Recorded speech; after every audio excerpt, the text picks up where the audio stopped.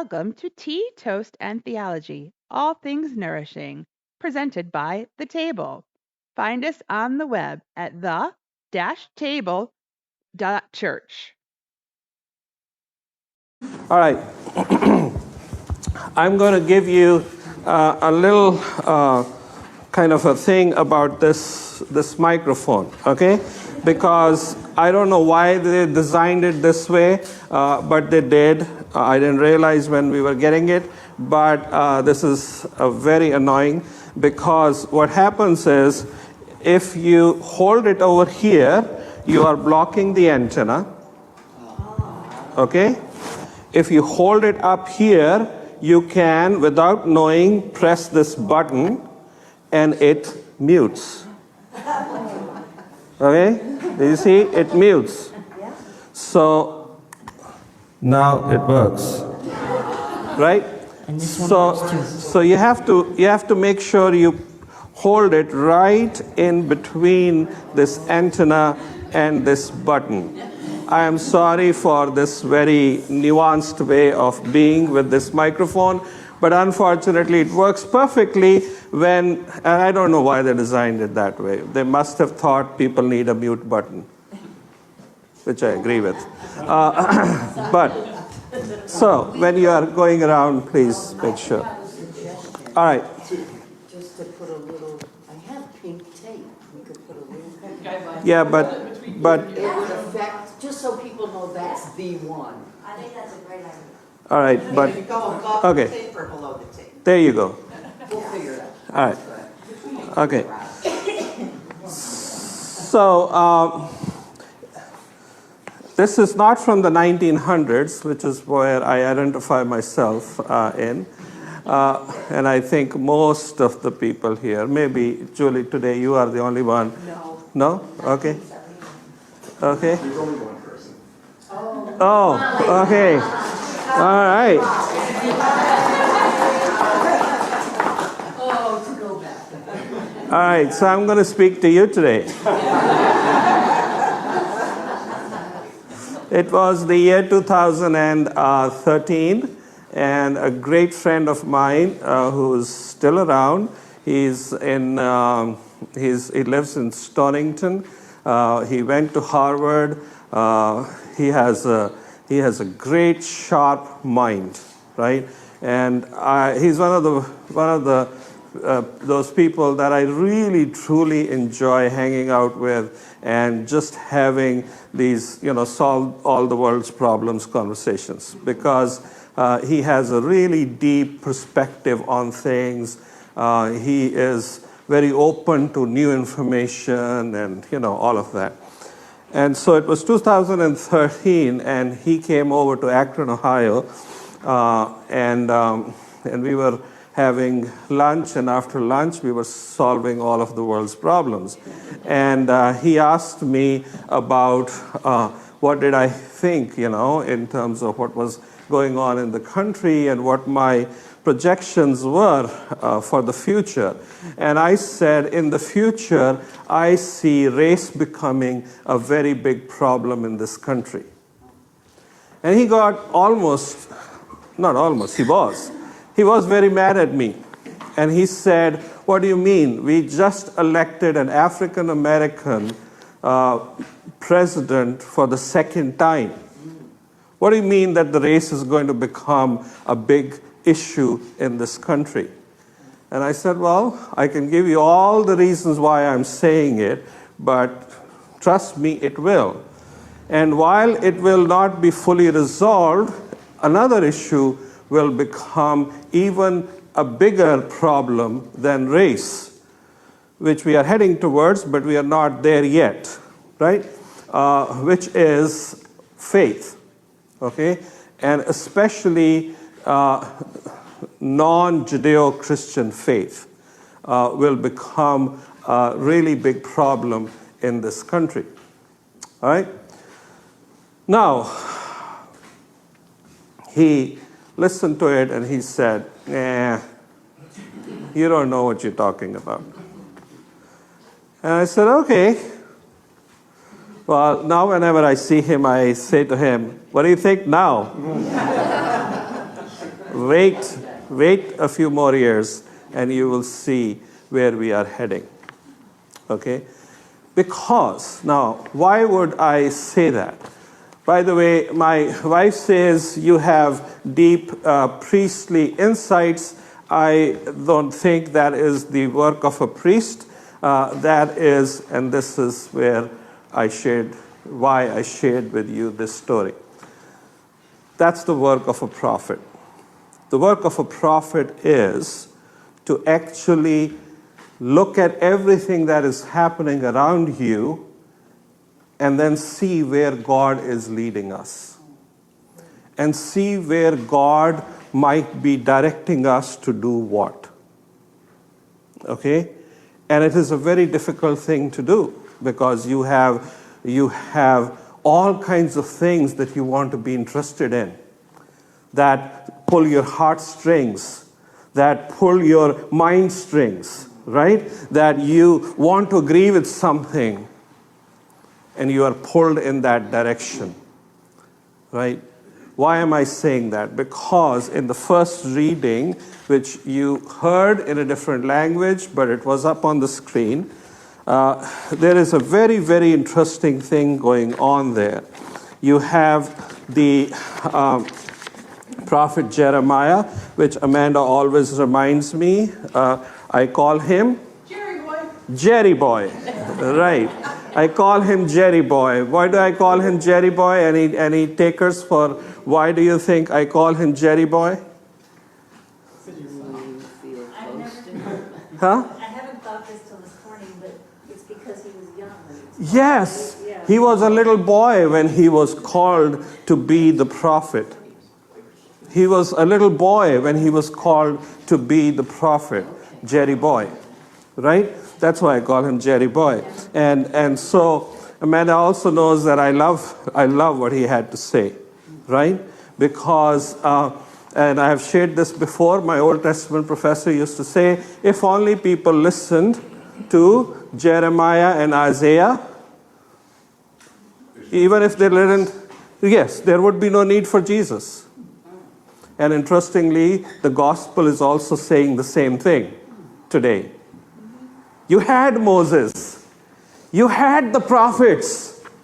You didn't need Jesus. But he says, oh, maybe if somebody went from, going back from the dead, then they will believe. Guess what? Who came back from the dead? You think the world believes in Jesus today?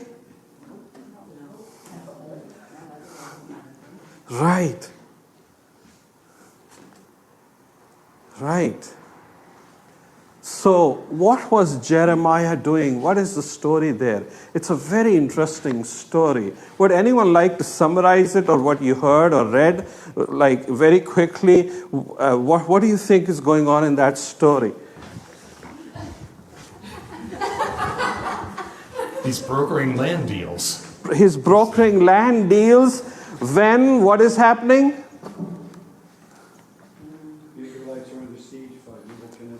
Right, Israel, Jerusalem in particular, right, the land of Judah, where he is under siege from the Babylonians. Nebuchadnezzar is the big guy of Babylon, emperor, right? He is the guy who is like about to wipe them out. Right? Why is Jeremiah brokering a land deal? He wanted to secure them. He wanted to secure the sons of God or Abraham that to make sure they have the property ready with title and stamp and everything. Right. So everything will be safe. Right. But remember, all of that property is going under the treasury of Nebuchadnezzar. It's not going to be his anymore. It's not going to be his anymore. It's going to be that of Babylon. And they're going to decide whatever they want to decide with that property. It's going to be war, loot, right? Then why is he so crazy? By the way, first of all, why is his cousin coming to him? He saw this happening in a dream, right? God told him this will happen, right? And then it actually happens.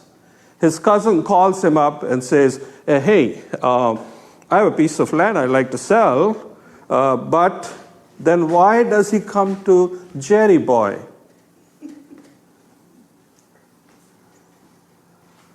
Any ideas? Any realtors here? Or Old Testament professors? He wants to make money. He wants to make money in a land that's about to be lost?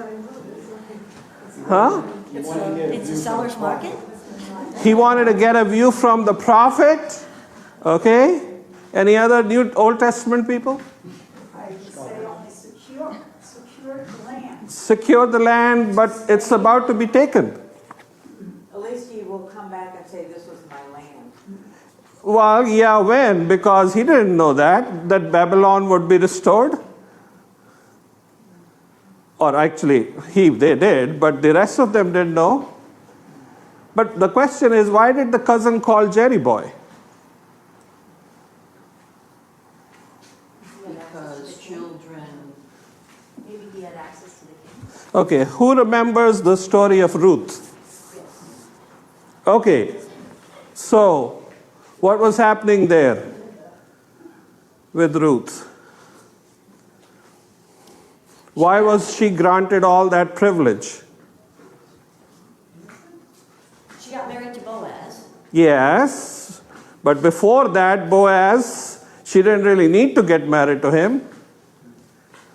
She got married to him for a reason, because her husbands had died, and now, okay, in the, She accepted the okay. Okay, this is important because you wouldn't know any of this story if you didn't understand this basic concept, which is that in those days, if you were going to sell something, you would first call all your relatives and say, I'm going to sell this thing, and you have the first right of refusal. You can redeem me, you can buy it. That's exactly why Boaz married Ruth, because he was a next of kin.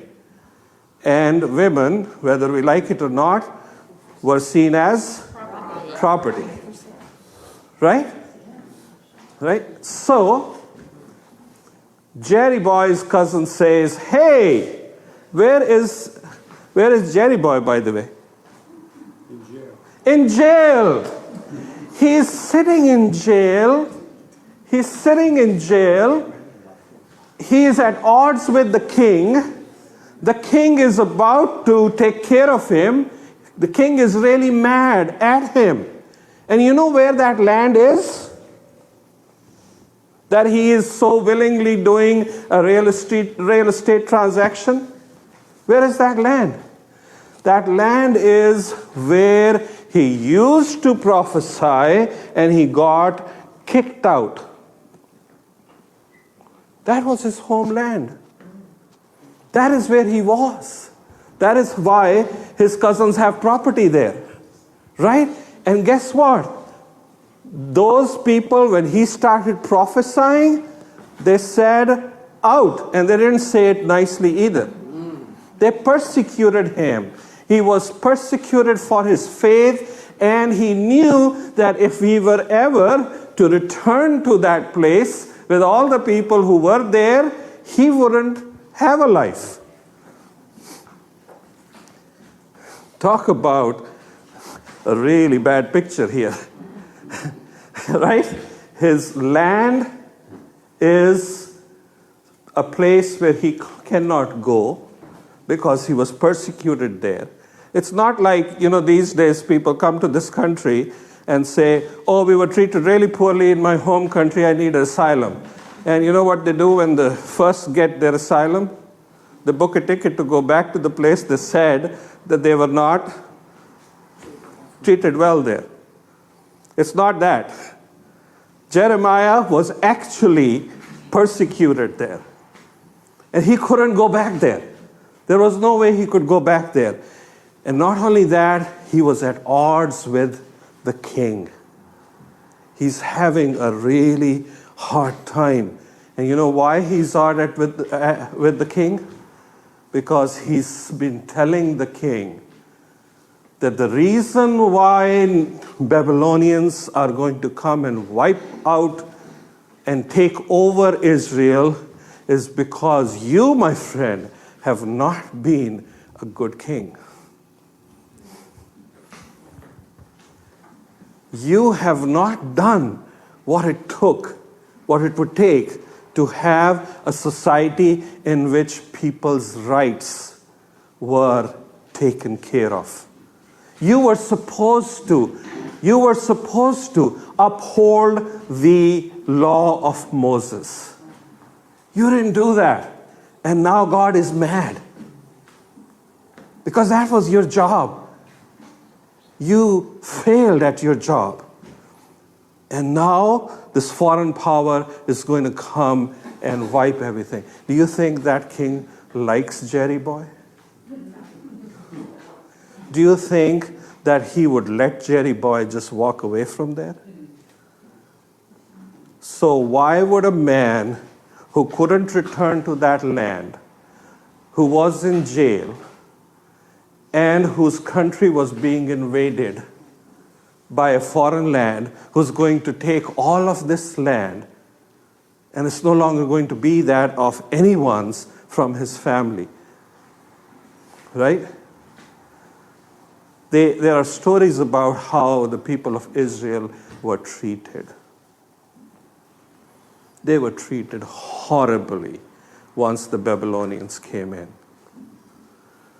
And they were chained in horrible ways to be taken from their land back to Babylon, which is where the story of Esther many, many, many years after that happens. Right? Why would Jeremiah say, I'll not only do this deal, but take an earthen vessel, put all the deed in it, and dig deep and put it in it, because one day, what you are saying, one day, by a miracle of God, in a time when nobody thinks that that's possible, he says, one day by the miracle of God, Israel, not he, Israel will be restored by a miracle of God. Why? Because he is seeing things that no one else is seeing. He is looking at things that no one else is willing to look at. Everyone is seeing that the enemy is coming. Call your cousin and see if he wants to buy the land.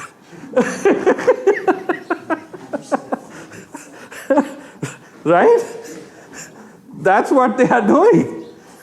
Enemy is coming. Let's see if I can, liquidate my assets and leave.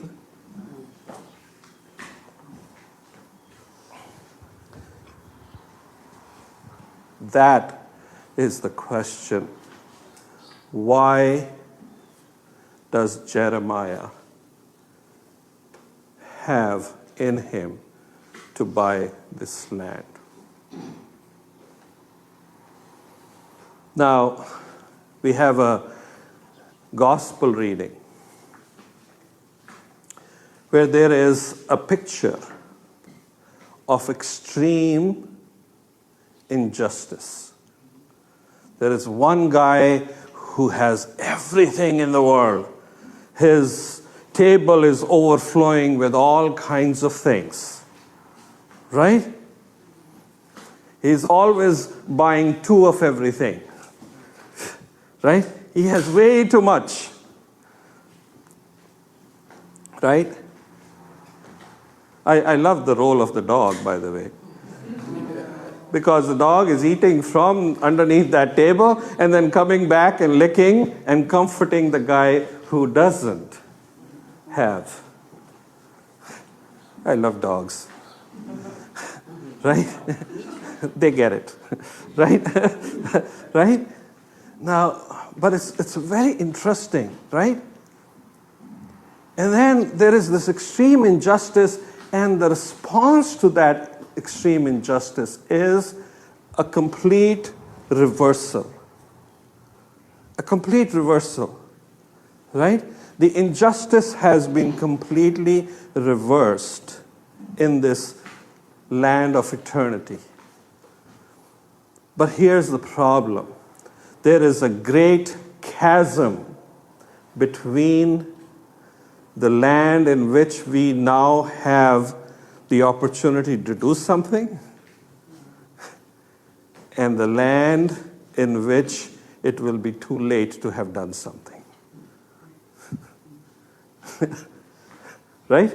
It's the land in which we now have the opportunity to do something. And then the land in which there will be a great chasm and there is no turning back.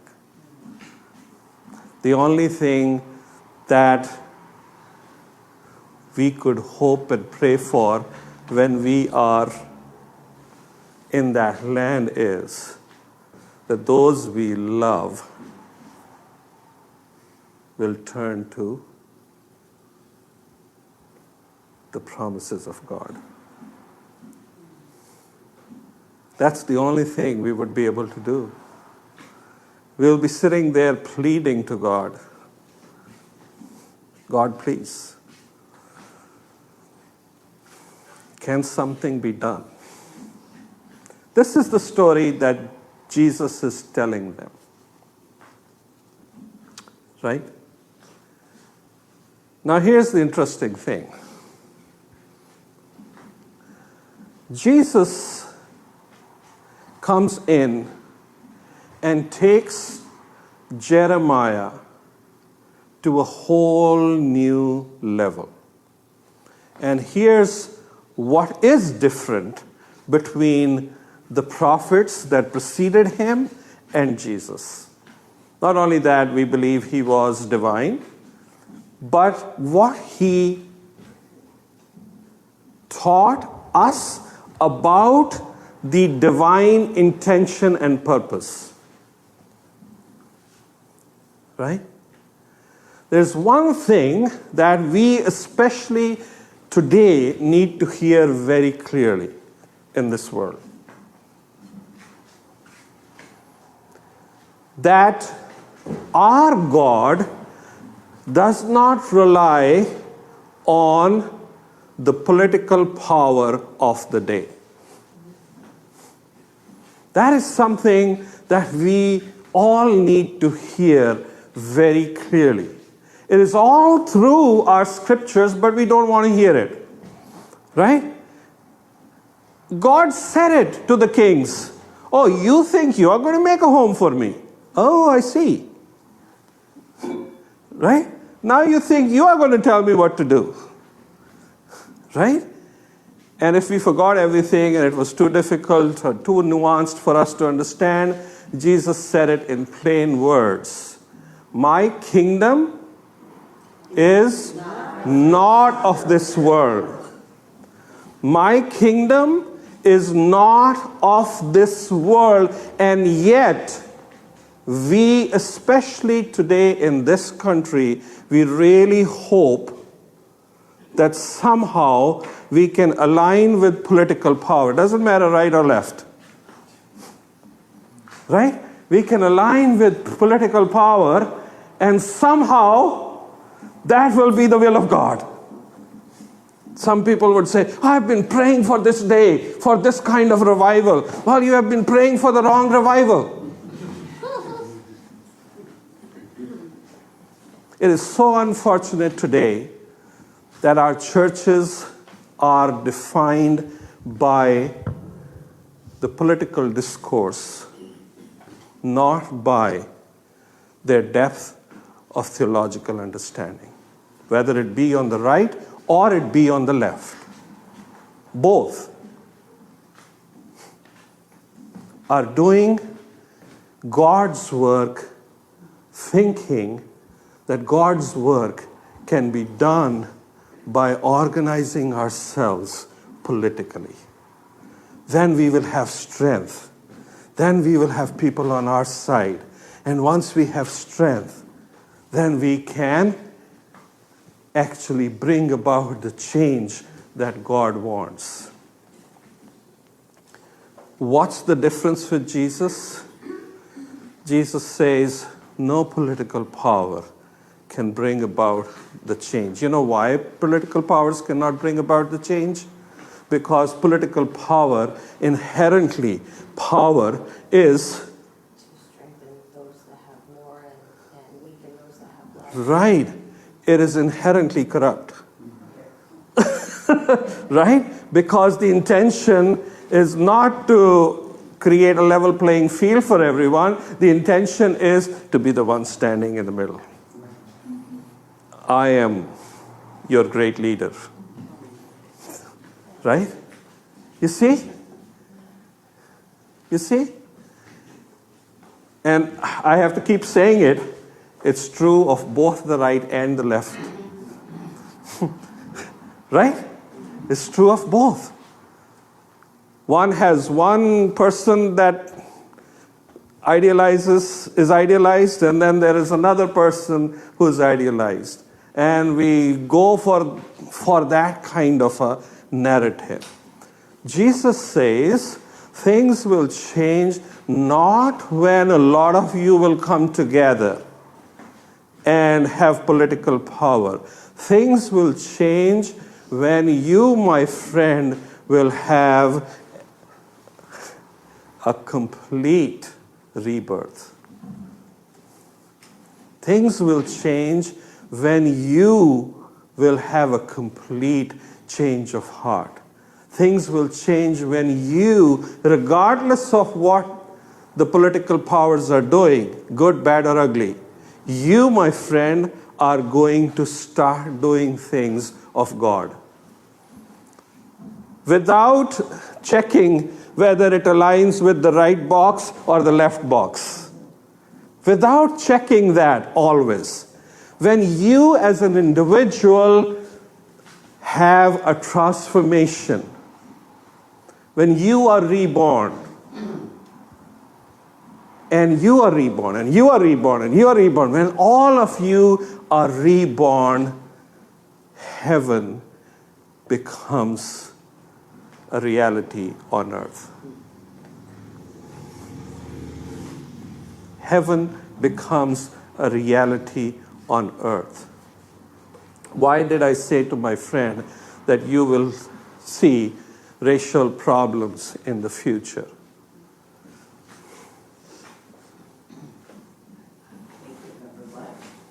I mean, it's always been here. And then little really bad things pop up, but I have Southern relatives that think nothing like I think. Right. Right. Poor Southerners get blamed for a lot, I think. I think it's very much so present, right? Southerners get blamed for no reason, right? Right, exactly.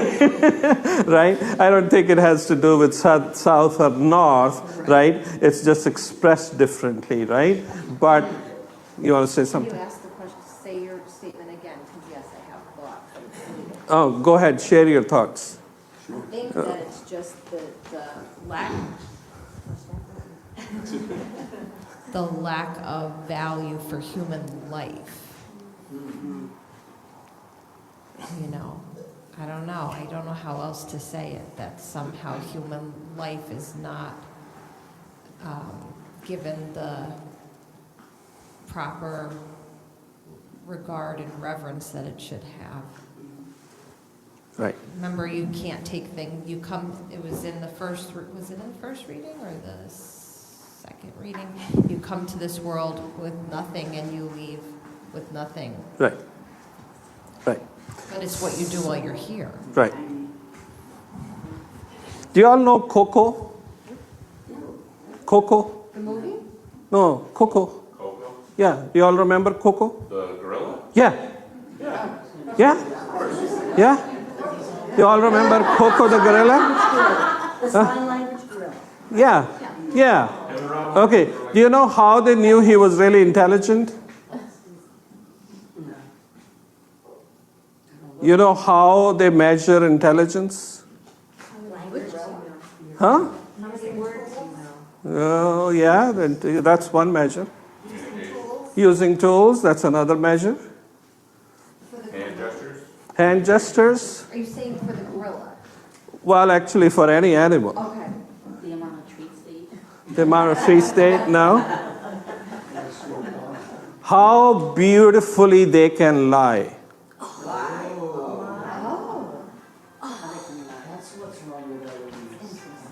And if,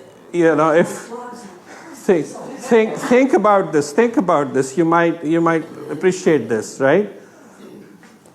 The animal that does a perfect job of telling lies is? Humans. Right. Yeah. Right. All other animals can think their way through, all the other animals. You know why? You know what a lie is? No. It is not the truth, exactly, but you know what it is? It is telling ourselves that we can have an alternate truth. That there can be another way. And we lie to ourselves all the time, right? Because we think there can be another way. Sometimes that lying can be very hopeful, hopeful lying, right?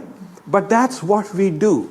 We create an alternate reality, which, by the way, we are doing a really good job of creating an alternate reality, right? Some of it is virtual, some of it is actually not virtual, right? We are creating this alternate reality. Jesus had a very interesting thing to say. The truth shall set you free. Try and understand what the truth is. Try and understand what the truth is, right? And when he's standing in front of Pontius Pilate, and Pontius Pilate is having this dialogue, what are his last words to Jesus? Forgive them for they know not. What is truth? Do you not What is truth? What is truth? Pontius Pilate says, what is truth anyways? What is truth anyways? Right? And here's a man who's saying, and the truth shall set you free. And today especially we live in a world where we say to people, construct your own truth if you want. Well, how do you know what truth is in this world? Here's the interesting thing. How do you know what is the truth? So circling back to what you mentioned originally, the problem is that we put our faith in, our trust in institutions and not listen to God. So if we do that to start with, then in fact what you're talking about is not going to happen. But we allow ourselves to look at human institutions that, again, to find the answers. Right. That's what we accept as truth, and that's not the truth. Right. And the truth that we have all known is that this difference is only skin deep. Amen. And we have known that all along. We don't need science to say that. We have known that. Right? We have known that that difference is just skin deep, quite literally. Right? And yet, we don't want that truth to be the overarching truth. Do we know what is truth? Yes, we do. But we just don't want to accept it. Right? We keep arguing. People have gone through the scriptures and said, there were two kinds of people originally. One was this and one was that, and maybe we came from this, and maybe we... You heard all that? Right?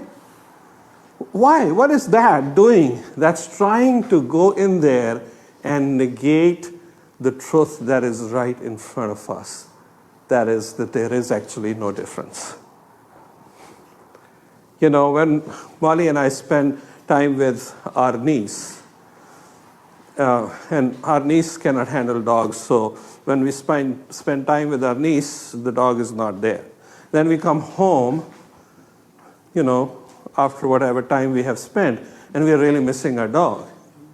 And then our dog exhibits exactly the same kind of behavior that our niece was doing. Right? I want this, I want that, no, go do this, no, go do that, take me over here, take me over there.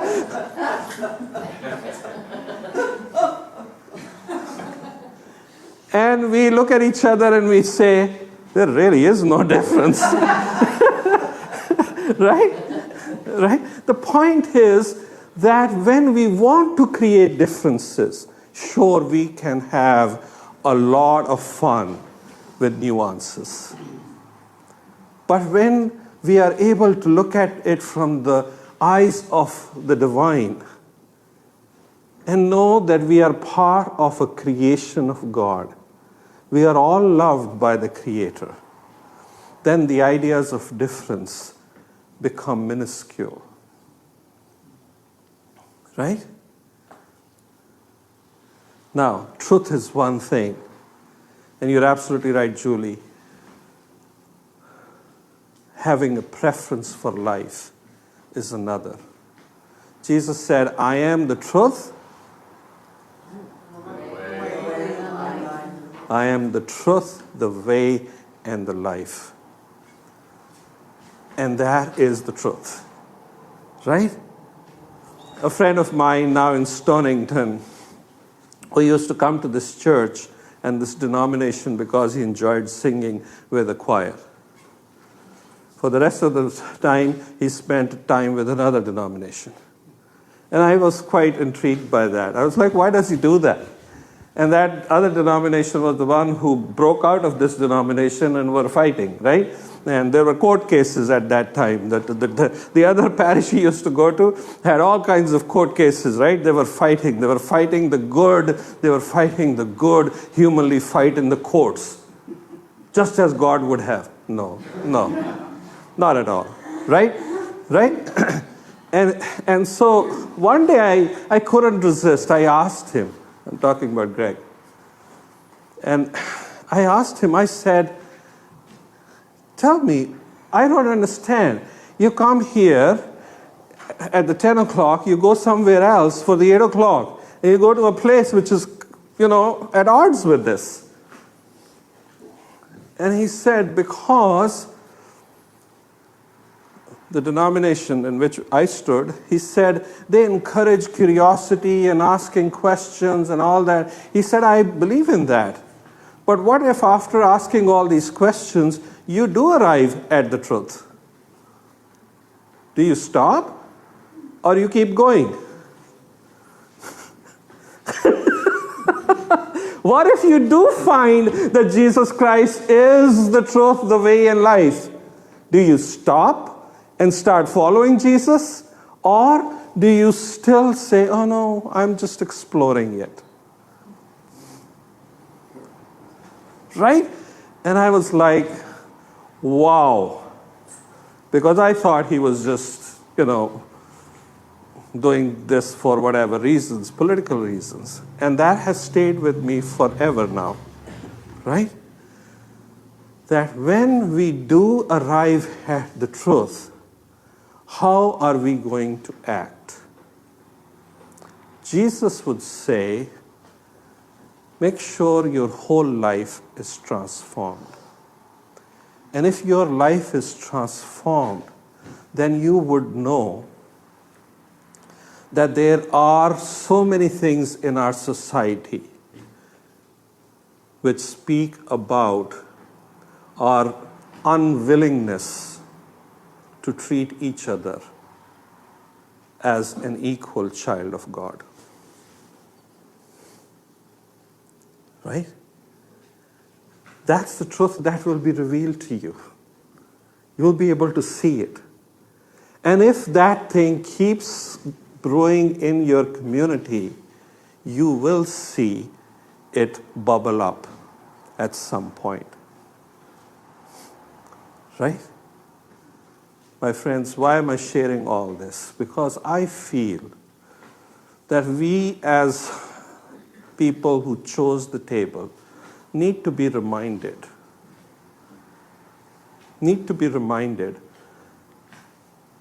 again and again that we didn't choose this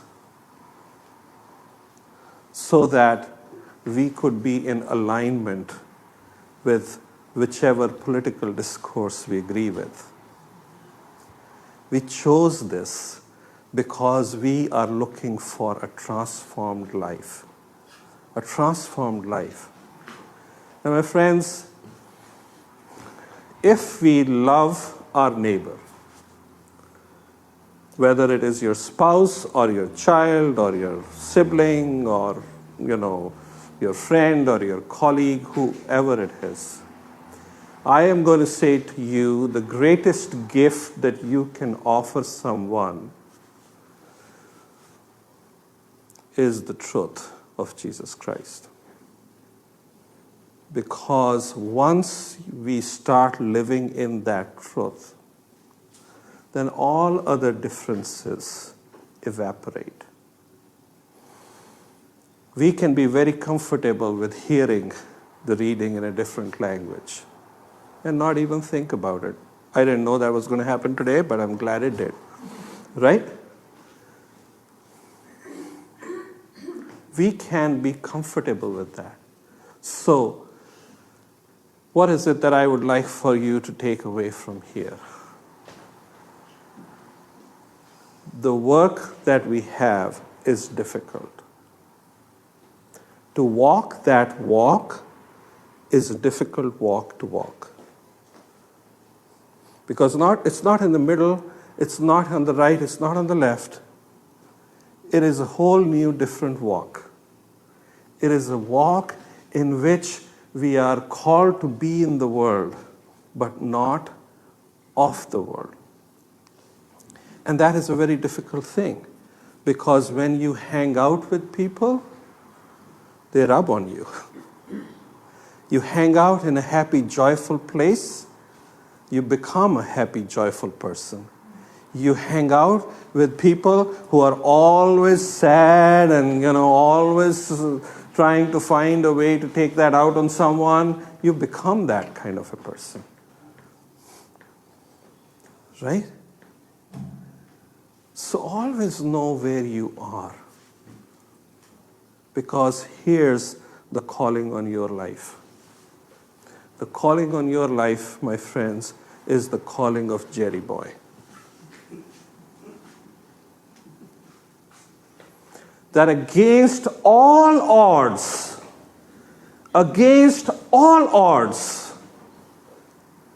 we are to be in the world radiating hope and joy.